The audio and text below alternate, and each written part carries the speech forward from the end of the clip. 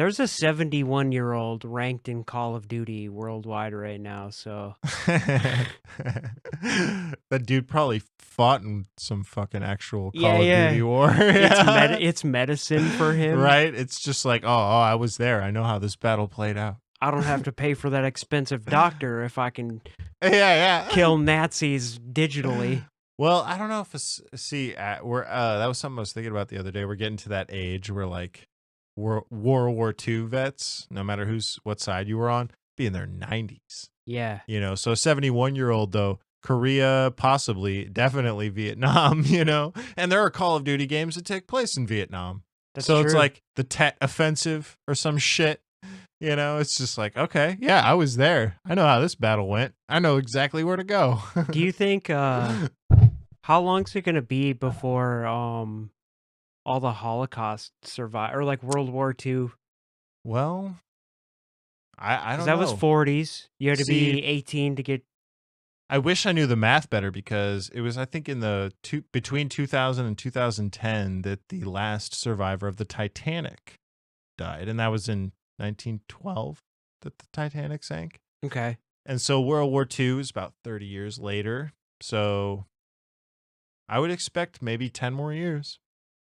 And then all the Holocaust survivors, all the World War II veterans. See, because like my grandmother, who passed away in 2019, and she was 88 at the time. So she's born in 31, if you do the math in that. She was a little kid during the war. Okay. And so people who were little kids are all, you know, already passing away. So actual vets, people who were old enough to fight in it, people who were old enough to cast a vote. Because it was like, what, 41 when we... When the U.S. entered. Yeah. The war began in 39.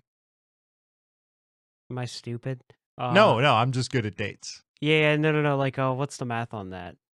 Oh, from here? They'd have to be in their 90s. Yeah. Like the youngest World War II vets would be in their 90s by now.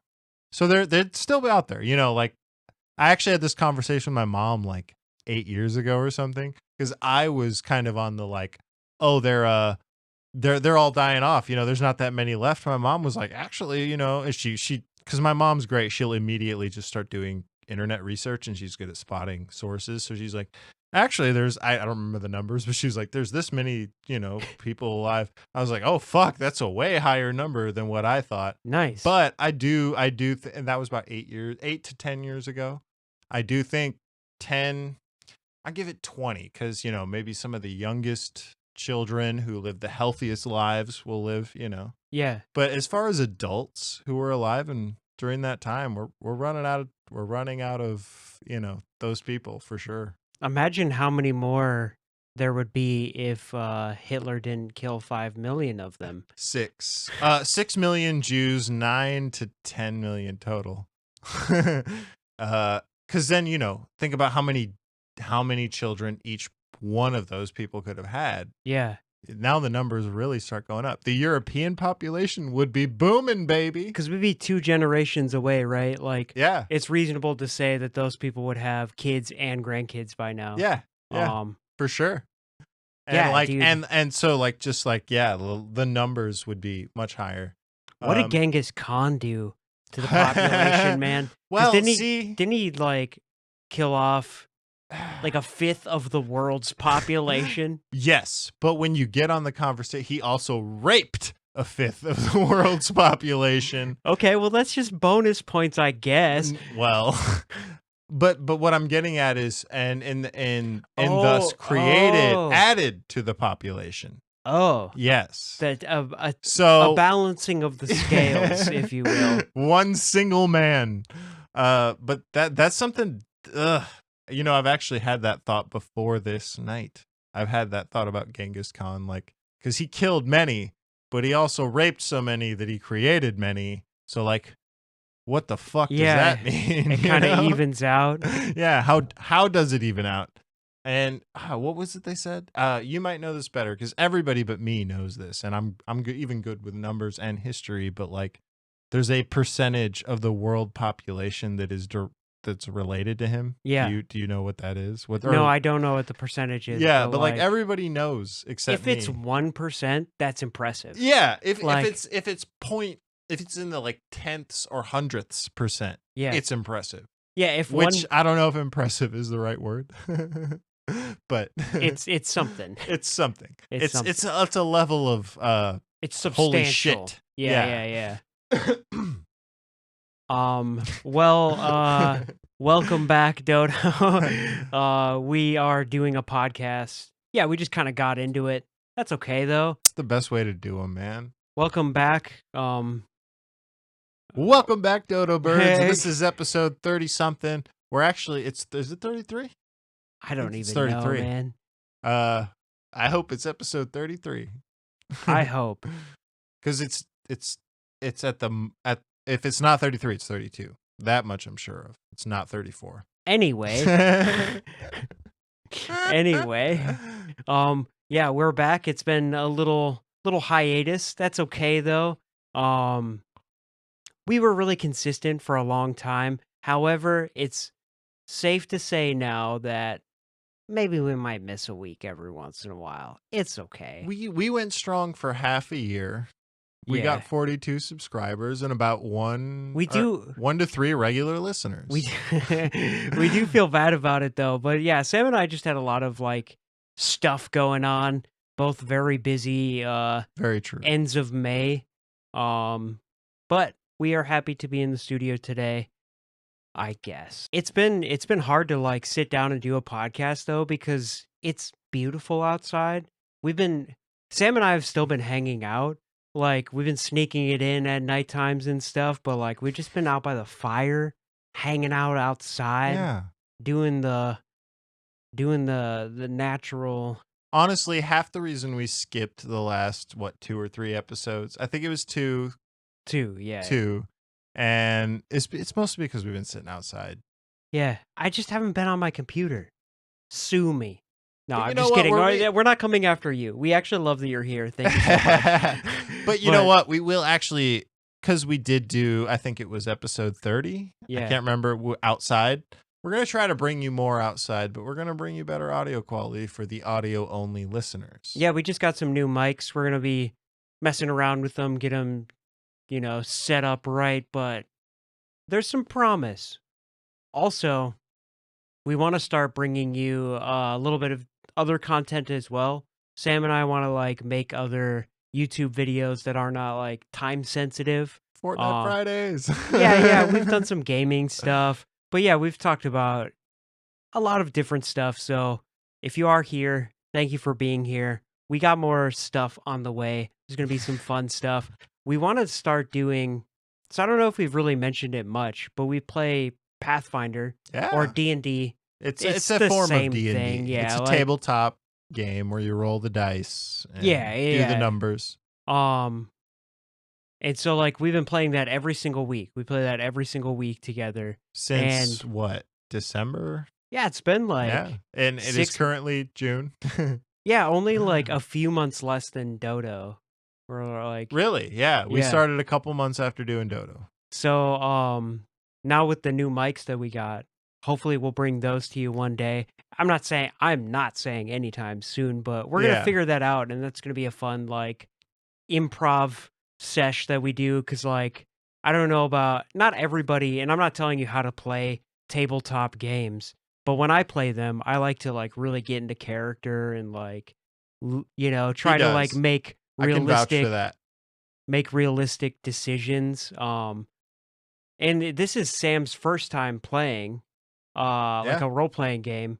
So it's been cool to see him like start to pick the game up, and like you've got like strats going now. Yeah, no, and it's been fun, and like watching our DM Creedon, who has been on here on Wise Words for Dodo Creedon Birds. will be back someday for sure. He will, and we'll do an episode with Ian too. Yeah, all of our former guests will be on again. Yeah, former producers. We'll bring a producer back full time, but we're waiting. We'll get there. But watching Creedon do the DM thing has been just great, and it's been easy to learn with him. And Mike doing the role playing has been great.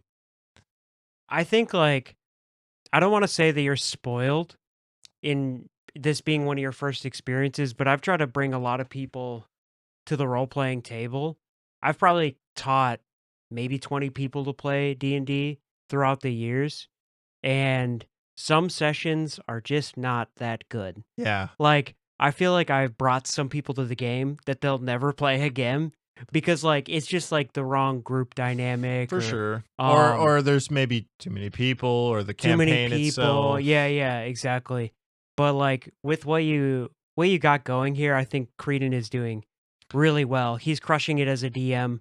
He's got everything that you want from a DM, and I've had a couple. I've done mostly DMing myself, but, like, the way the story bends to us, that's why getting into characters is, like, so much fun in this campaign because, like, he'll adjust the He story. does. Yeah. Yeah. He like whenever you just make a decision based on your character, Creedon, amazing DM, he'll adjust the story. He'll be like, "Okay, I have a way of moving the story forward from there based on what you've decided." You know, like, video games where they're like, "All your decisions, affect the world." Mhm.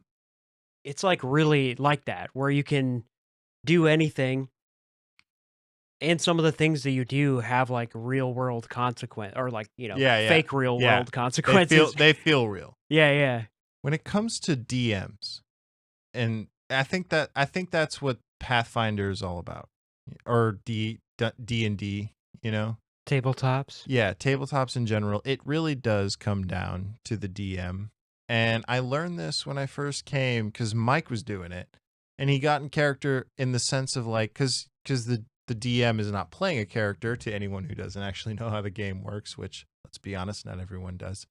Um, but like if you're talking to a goblin or something like that, Mike actually would play the character. Creedon kind of does that too, and knowing the numbers, knowing how everything works together, watching that, and obviously learning the basics of how like dice roll and Yeah. stuff like that. But like all that stuff, it really is the magic of what makes a tabletop game work. Yeah, so, like, for those who don't know, like you said, actually, we shouldn't assume that everybody does, That's but, my like, you thoughts. play Yeah. a character, and most of the times it's like a fantasy setting or something. You play a character in the world, as yourself, but, you get to be whoever you wanna be in this fantasy world, and the dungeon master or the DM or game master is in charge of, like, making sure that game, like a video game, like making sure that that game is running. So they're playing all the characters, every other character in the world except for the, 3 or 4 in our group. Um and like they have to think about what's the world like and what are the implications, and Creedon is really good at that. Like I couldn't, I would need more time to say the very least, but like I couldn't do that personally. it's Like hard. It's really hard to keep like a whole. to adapt the way he does. If you haven't had a chance to play a tabletop game, I definitely recommend it. Like it's a good exercise for creativity and like improv and just like thinking outside of the box. Also, if you're like a video game nerd and you like stats and stuff like that, there's obviously a lot of that to be done. There's combat and stuff you can play, but I really like the role play. Yeah. I like the stuff that doesn't matter at all. I Yeah, want to know what the inside of a donut shop looks like. yeah. I want to he know. Mike also, he's been asking, and this is something I wouldn't have even thought about like the herbs, like what herbs is it? Are we British? I don't know. If you're British, you In pronounce your the world, you H. can be whatever you want. When it comes to plants, Mike, he wants to know the details. He wants to know what it does if he's going to eat it. If he cooks it into a meal, how's it going to change it? Yeah. And it's great to watch as our DM is like, okay, well, and then he'll answer the question if he has one. I guess I've never really like told you blatantly, but I think Creedon knows that I'm doing it. I'm stress testing the system. Yeah, I know. Like, Yeah, I know. I've totally figured that out. But you're doing it in a way that's not like ridiculous. Yeah. You know, like I'm not like you're not setting him up to fail. Yeah, I'm not like going into like a town square and be like, what happens if I start masturbating? Yeah. Like no, I want to know. You're giving him at least semi-realistic, if not always realistic. Yeah. Situations to react to and give you a scenario. I'm also making him world build. Yeah. On the spot and commit to it, which is awesome. Because you know what? He's fucking good at it. I've been DMing for like 7 or 8 years, and there have been campaigns where I've had it, like where I was fucking on point. Like I knew no matter what the choices anybody makes, you're ready for something. I had 10 plots ready to go at any moment. If they made this decision, it would activate, scenario X or B or A, whatever. Yeah. Which leads us down another path, and like storytellers who can do that, like really dynamic on the fly storytelling is just, it's a rare treat. I mean, and because that's what tabletop games are, is like it's a cooperative story game. That's what gets me into it the most. Because when we go meta talk and we just talk about the game, that's good, but I'm more like in a learning mode. Whereas whenever you and Creedon are both having like in-character conversations, that's a little bit easier. Like I'm sitting there like actually like I want to start role playing myself, which to the Dodos watching, I struggle with that. I'm not really like I sit there and act like Sam whenever I'm playing D&D, which or first Pathfinder. Campaign I played a wizard who had all these things and could do all this stuff. But he was Mike. He was me. Yeah. Like, and that's what I've been doing a lot. And I cutting myself slack on that one because I'm just playing how I would play, and I hope my character would make similar decisions. Well, you're trying to like get the rules of the game down. Exactly. I'm like still that. learning the basic rules of the game, but I can tell you right now, if we didn't have a good DM, if it wasn't Creedon, if it wasn't you, if it was just somebody who was very boring, I would not be into it. I've played with some of those, like, and nothing against them, just different styles, and like I like a big sandboxy style, and some people like a more organized, a straightforward theme park. I believe is the opposite of sandbox. Sure, okay, where it's linear. I've actually never heard that, and I like that a lot. Yeah. So if you run like a pre-made story, there's some wiggle room. Exactly, it's linear. It has there's an intention for you to go a certain direction. If you don't go that direction, then you're stumped. Yeah, there is some wiggle room with those things, but like ultimately, there's a start and a finish. Yeah, and yes.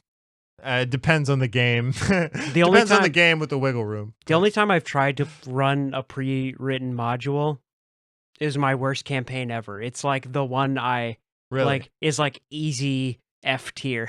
Like, yeah, dude, it was awful. It was just so bad because I think like it takes away from what it is. Like there's like, really nothing like sitting with your friends, some of your best friends, and just like inventing and being silly and joking and making stories together.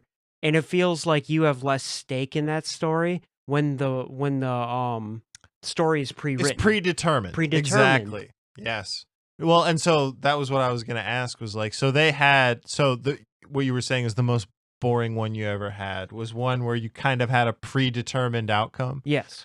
Like, so I was thinking, and I even adjusted it a little bit. And even then, like just some of the character motivations, like as soon as they stray away from that, you're already writing your own stuff anyway.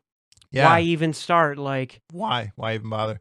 I was thinking, because like I personally actually would be terrible at this. So we're going to need some more time of actually playing Pathfinder, but I would like to try to DM sometime. I've talked about it, and I'm sure my friends laugh at me when I talk about it because I still don't understand the game well enough. I think like running I think one shots are hard because it's like you got to wrap up.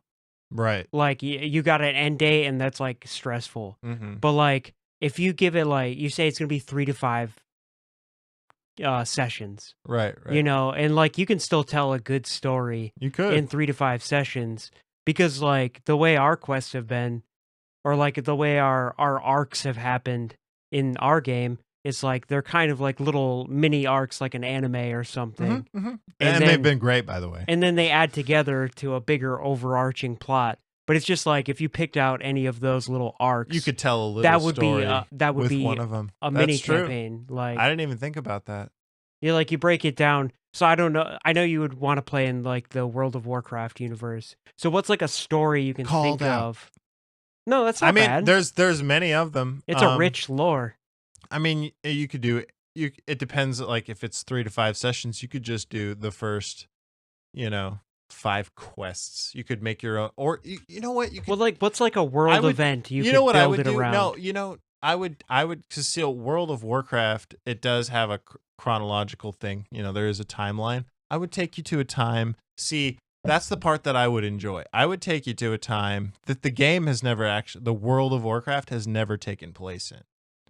It would be the World of Warcraft, but it would be in a time period that nobody playing World of Warcraft has ever played it in. And that would be smart too, because when you do prequels, you're in a box a little bit still. Yep. Like, what's the Ice King's name?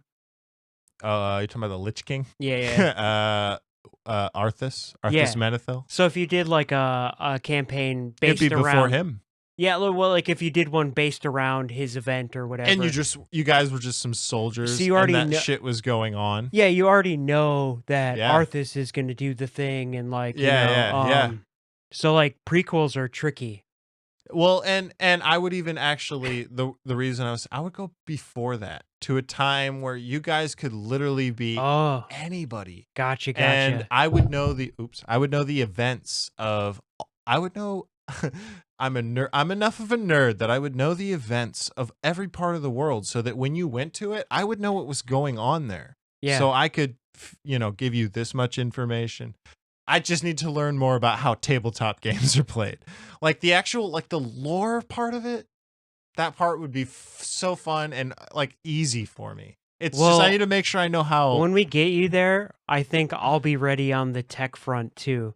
And so like we'll go live. Yeah, we would definitely do that. Dodo Birds gaming. Yeah. Fortnite Fridays and Pathfinder Friday. We could just say D&D. That's the one people know.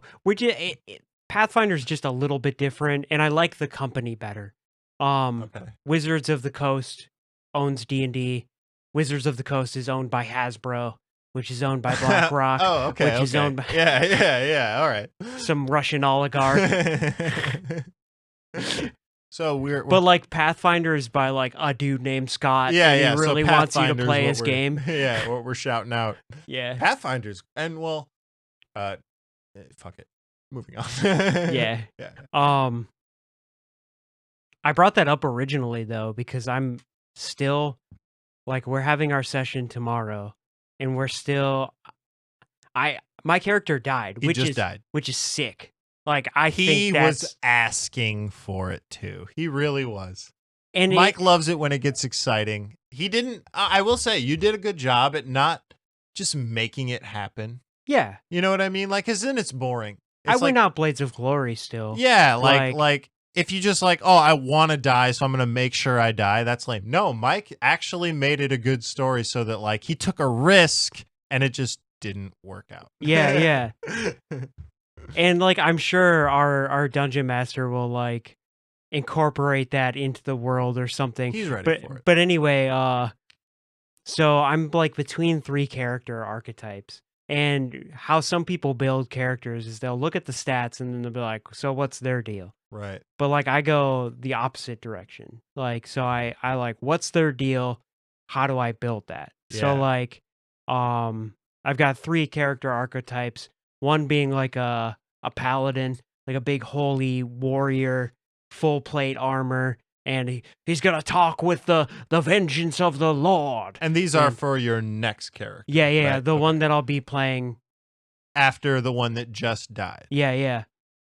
So I'll have somebody fueled with the retribution of justice. So that's one character I could do. And he'll do it. He'll get in the character. And just then like that. so like he's an agent of justice and honor, and he's like your stereotypical good guy.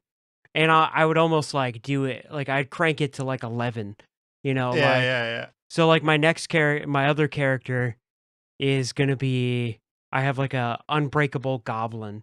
So it's like an extra leathery skin goblin, and they're like 3.5 feet tall. And I was thinking he can't talk like this. Yeah. And like get all crazy eyed and See, that's something I can't do too. Mike is so good at the role playing aspect of being his character. I'm just so bad at it. Me thinks that's a bad idea. But yeah, like so the goblin would be like a monk, and he'd be kind of a sketchy fellow. Never had much, but did do what he did. Yeah. Stupid. If you like video games, man, like that's why I love this shit. That's why it's really a game with no limitations. Rules. Yeah. Like there are rules to keep it structured. Yeah. However, like they're more like the rules of the universe. Like gravity you don't turn off. Yeah. It's a rule it's built into the system. Yeah. Like visual. Well, if you want the video is built into the system. You can do anything you want. You may have to like roll a die to see how you do, but you have the ability to do anything. You just have to like check with your DM. Like, can I do such and a and good such? DM will let you try. Yes, he or she they will do whatever you want. Instead of being like, no, we don't do that, or it's like a good DM will be like, okay, give it a shot. Yeah. Why don't you roll me a insert fucking number? Yeah. Number and skill here, and we'll see what happens.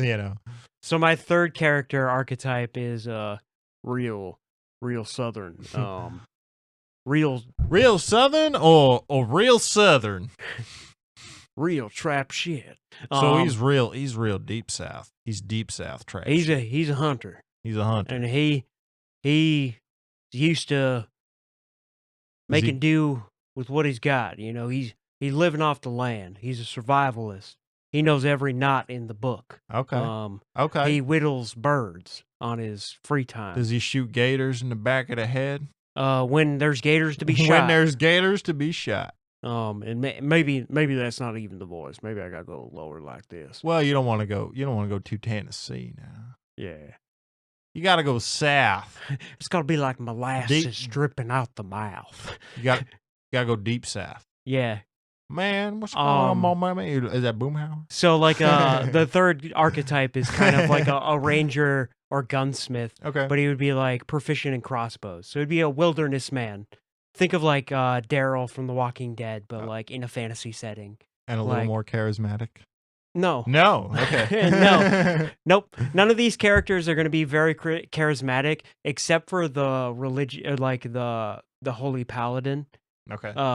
He'll have the servant of God. You're right. Right. He'll be an orator. Yeah. He'll be charismatic, but it will be like that won't help my spell casting or combat abilities. That won't help shit.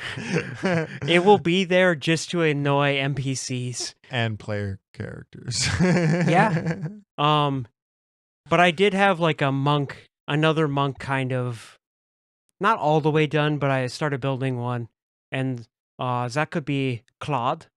Claude's he's like a very nice guy, and so he's German. Yeah, he's well, it would be something else. It's supposed to be something else, as in German. But that's the regional dialect of wherever he's from. The Lakeland. Yeah. No, I think that's Warhammer. But it's got to be soft. I want it to be soft, and not like a dog, like arr, arr. More like a cat, like mew mew. Yeah. Yes. Mew mew. Can I do this for 2 hours? I don't know. Maybe I try. I don't know. But yeah, so I have four characters I could play, and I don't know which one. And our sessions tomorrow, I have them like built. Like I'm ready to rock on either four. Do you think I just play four at once? Well, No, I'm just kidding. Correct me if I'm wrong, but doesn't part of that kind of depend on how Creedon wants the story to go? Like, no. Or will he ask you, like, do you want to enter this character now? Like, it's gonna be like, I don't know, but like the way I think he's gonna do it, because this is how I would do it, is like I think I'm chilling for a session. I think I'm gonna be gone for a little bit, which is awesome. Well, given where we left off, that would make sense. Yeah, we're in peril. Yeah, which is why my guy died. We're not meeting anyone new. Like, hey, how are you? Yeah, we're like in combat, about to die.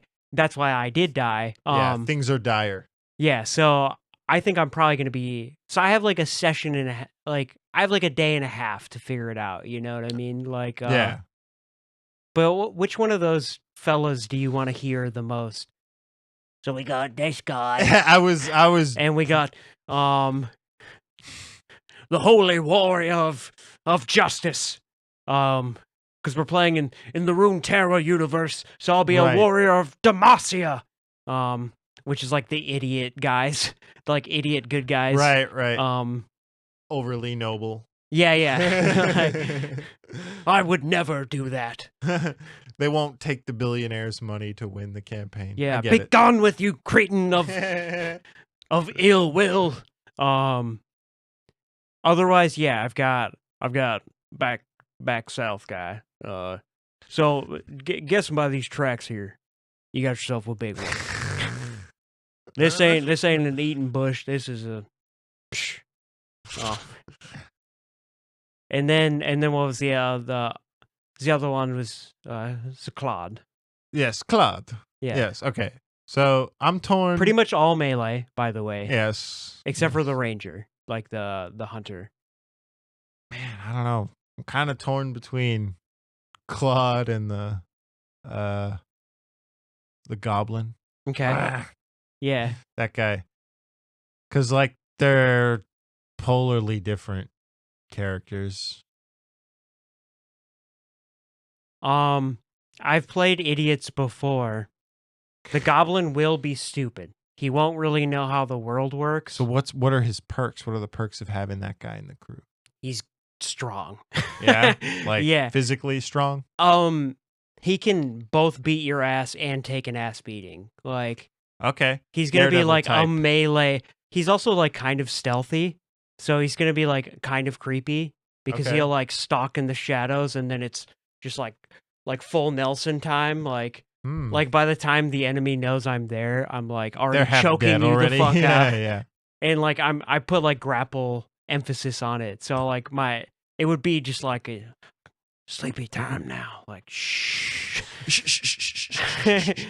Yeah, and if the enemies do catch me, I can still like fisticuffs my way out of it. All right, so then what are the utmost perks of having Cloud? Moral compass. I feel like he's a nice guy. I feel like he's a like a good like a soccer coach for like an elementary school, you know what I mean? Like he'd be a good like guy to have on the team. He's also going to be not selling me on Claude so far. I mean he's going to have combat prowess as well. Yeah, let's hear about that. So I wasn't really super sure on that archetype. That's the one I was like a little like not finished on. But I think I could even make Southern guy, like just make him the ranger. I can make Claude the ranger. Okay. So he'd be like so instead of like a backwoods survivalist, he'd be more like a Boy Scout, like troop leader.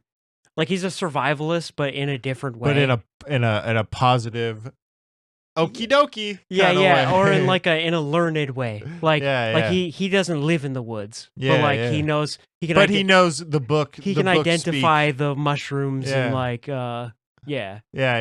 Okay. So I'm still a fucking get some snarling warrior monk or like a precautious,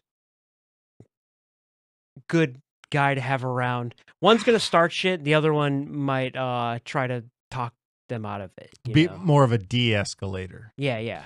I don't know. I feel like because of the nature of the campaign, I want the goblin.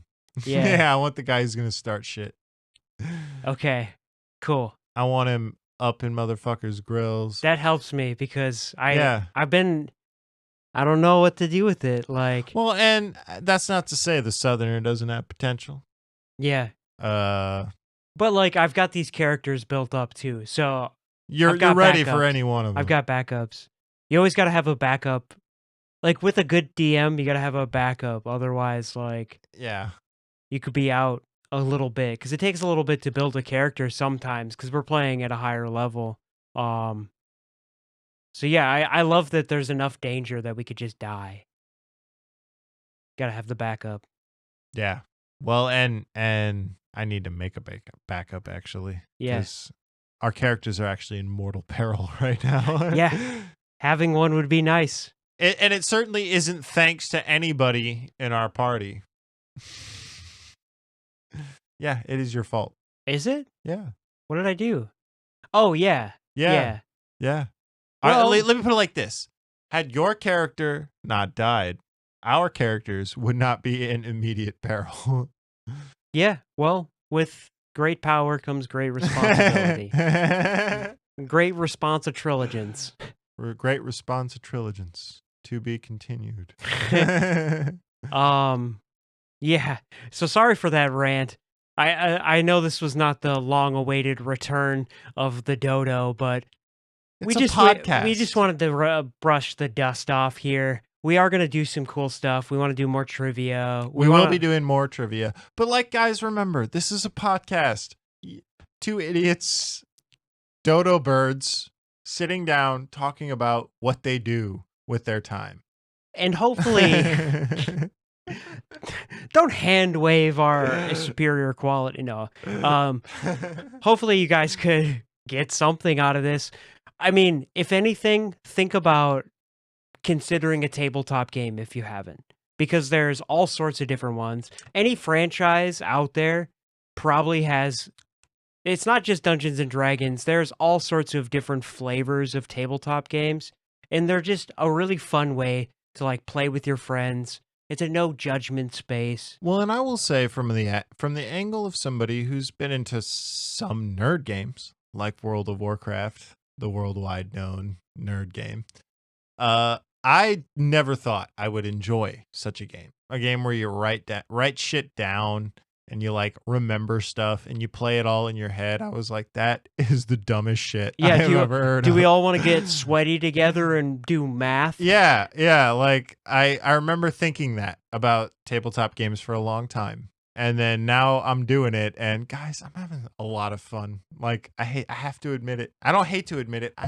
But I have to, because I never thought I would. It's just so. I just love how off the rails you can be. It's so good for your creativity to like think about something from a different person's perspective, or solve a challenge, or just like do something and have it have like results, or like you influence. That's why we do this. We're trying to influence the world in some microcosm of a way. Well, yeah, we know half the time that you're doom scrolling. So what we do is we throw in an inspirational quote here and there to say, hey, fucking stop. Yeah. Don't do what you're doing. Like, so we always we look for escapism. Yeah. And tabletop games are a great form of escapism. And get off TikTok, go hang out with your friends. Yeah. Or, if you don't have any friends. Even if they're doing some nerdy shit you don't normally like. Yeah.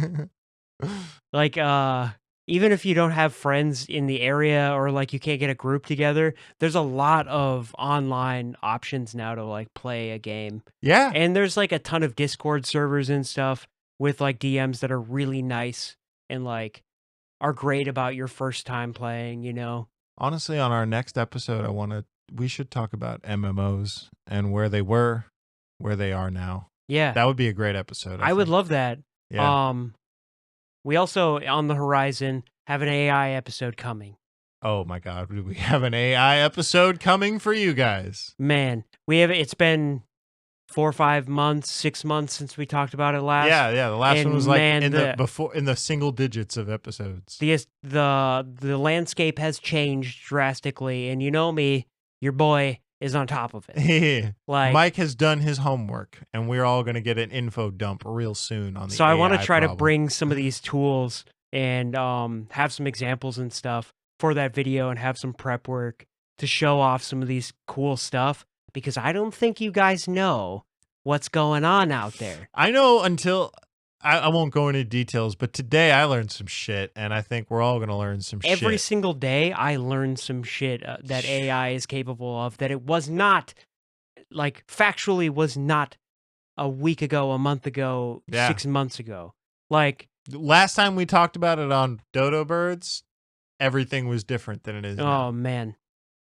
We talked about stuff being science fiction at the time, and a lot of those things that I was like, oh, we'll see if they can make it happen. If they can get there, well, who knows? And it's like, okay, now that they're past that. Yeah.